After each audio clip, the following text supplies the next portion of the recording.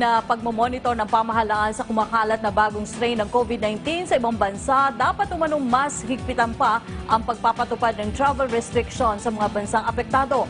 Ito ang panawagan ni Senate Committee Chair on Health and Demography, Senator Bongo. Dagdag pa niya na kung gaano kabilis kumalat ang bagong strain ng virus na ito ay dapat lang din na mas mabilis pa ang aksyon ng pamahalaan para pigilan itong makapasok sa bansa.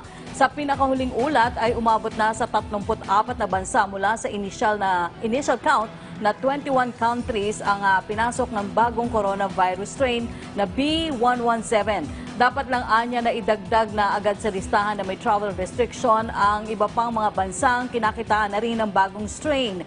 Nagbigay rin ng babala ang senador sa ilang individual na humihingi ng exemption sa travel guidelines na ipinatutupad ng pamahalaan kung saan ang ilan ay napabalitang hindi sumusunod sa quarantine measures. Anya walang exemption ang mga patakaran ng pamahalaan dahil ito ay para rin sa kapakanan ng bawat isa at ng ating bansa.